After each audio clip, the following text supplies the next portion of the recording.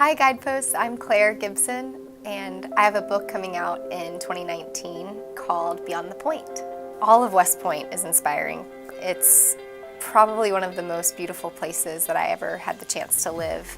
And as an Army brat, I moved a lot, so I got to live in a lot of really interesting places. But when my father was hired as a professor at West Point, I immediately was enamored with the granite buildings, and the whole campus is full of athletic, strong male and female cadets that are walking around and jumping out of airplanes and doing really cool training in the summer. And as a kid, it's just amazing to look around and see what everyone is doing and to be inspired not only by the buildings and the history, but also by what's happening every day with the people. We moved to West Point in 1997. I was 10 years old. So I started 5th grade here, and then we lived here until 2003. So when I was 16, we moved away. And that was really challenging to leave behind this place that had been so much of a home for me and the longest I'd ever lived anywhere. I was the luckiest writer in that growing up at West Point, it was like God had handed me the perfect setting for a novel. This place is what all writers' dreams are made of, right? There are stakes. The people that come to West Point for college, have a lot on the line. They're willing to die for what their training is for.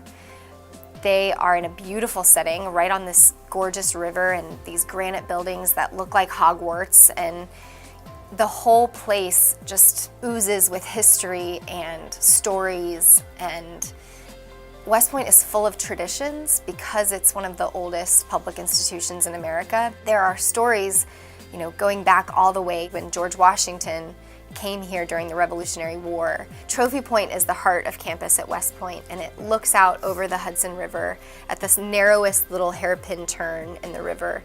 And it's called Trophy Point because it's where West Point keeps all of their trophies from war. So you'll see cannons that they took over from the Spanish-American War, or the chain that they used during the Revolutionary War to try to keep British ships from crossing up the river. It's a beautiful, very contemplative view that all cadets immediately recognize.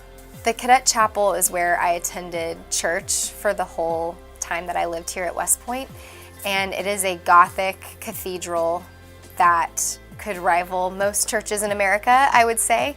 It has gorgeous stained glass windows, old antique flags from all over the world. When people sing inside the Cadet Chapel, their voices carry all through the stone, archways. And as a child, it was an incredibly awe-inspiring place to worship.